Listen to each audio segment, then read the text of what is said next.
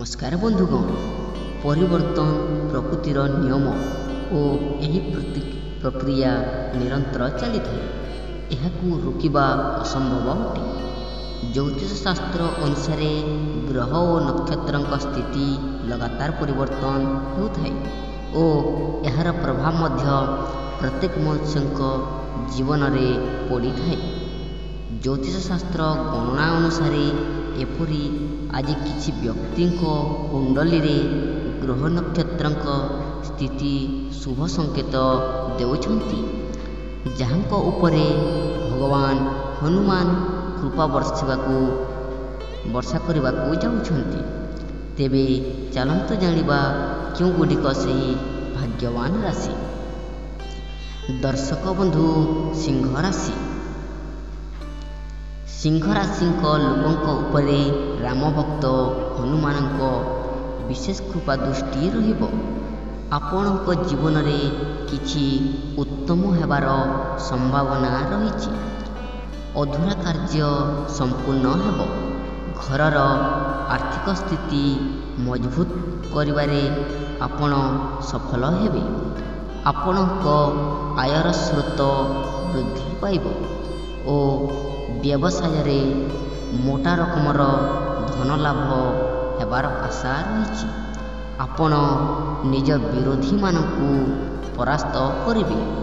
ଆପଣ ନିଜ କାର୍ଯ୍ୟ ମାମଲାରେ ନୂଆ ଯୋଜନା ବନେଇ ପାରନ୍ତି, ଯାହାର ଭବିଷ୍ୟତରେ ଉତ୍ତମ ଫଳାଫଳ ମିଳିବ। ଆପଣଙ୍କ ଦାମ୍ପତ୍ୟ ଜୀବନରେ ମଧୁରତା ବଢ଼ିବ ଓ ଜୀବନସାଥୀ ଆପଣଙ୍କ ଭାବନାକୁ ବୁଝିପାରିବେ। ଦର୍ଶକ ବନ୍ଧୁ, ତୁଲା ରାଶି।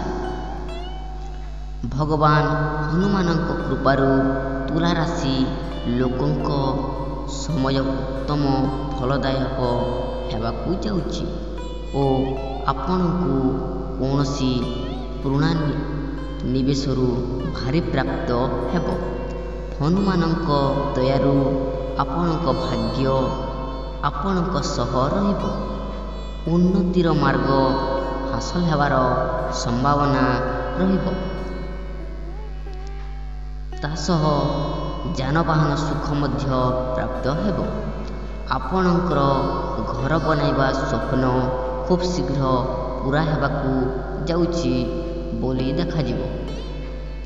ସ୍ୱାସ୍ଥ୍ୟ ସମ୍ବନ୍ଧୀୟ ସମସ୍ୟାରୁ ମୁକ୍ତି ପାଇବେ।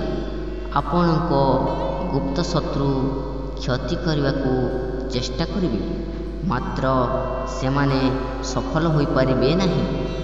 ଆପଣ ବନ୍ଧୁମାନଙ୍କର ସମ୍ପୂର୍ଣ୍ଣ ସହଯୋଗ ପ୍ରାପ୍ତ ହେବେ। କୌଣସି ପୁରୁଣା ପୁଞ୍ଜିର ଉତ୍ତମ ପରିମାଣ ପାଇବେ। କାର୍ଯ୍ୟ ସହ ଜଡ଼ିତ କୌଣସି ମହତ୍ତ୍ୱପୂର୍ଣ୍ଣ ସୂଚନା ଆପଣଙ୍କୁ ପ୍ରାପ୍ତ ହୋଇପାରେ, ଯାହା ଆପଣଙ୍କ ପାଇଁ ଲାଭଦାୟକ ସିଦ୍ଧ ହେବ। ଦର୍ଶକ ବନ୍ଧୁ, ମକର ରାଶି। ମକର ରାଶିଙ୍କ ଲୋକଙ୍କ ଉପରେ ଭଗବାନ ହନୁମାନ କୃପାବାନ ହେବେ। ଏହି ସମୟରେ ଆପଣଙ୍କର କୌଣସି ଅଧୁରା ଇଚ୍ଛା ପୂର୍ଣ୍ଣ ହୋଇପାରେ। ସର୍ବପ୍ରକାରର ବିଷମ ପରିସ୍ଥିତିର ସାମନା କରିବା ପାଇଁ ଆପଣ ସକ୍ଷମ ହେବେ। ଆପଣ ମିଳିତ ଭାବେ କୌଣସି ବ୍ୟାପାର ଯଦି ଆରମ୍ଭ କରିବାକୁ ଯାଉଛନ୍ତି, ତେବେ ଏହି ସମୟ ଆପଣଙ୍କ ପାଇଁ ଶୁଭ ସାବ୍ୟସ୍ତ ହେବ। ବ୍ୟାପାର ମାମଲାରେ ଆପଣ କୌଣସି ସ୍ଥାନକୁ ଯାତ୍ରା କରିପାରନ୍ତି ଓ ଆପଣଙ୍କ ଯାତ୍ରା ମଧ୍ୟ ଲାଭଦାୟକ ସାବ୍ୟସ୍ତ ହେବ। ବୈବାହିକ ଜୀବନରେ ମଧୁରତା ବୃଦ୍ଧି ପାଇବ ଓ ପ୍ରେମ ଜୀବନରେ ଚାଲିଥିବା ସମସ୍ୟାର ସମାଧାନ ହେବାର ମଧ୍ୟ ସମ୍ଭାବନା ରହିଛି। ଦର୍ଶକ ବନ୍ଧୁ, କୁମ୍ଭ ରାଶି।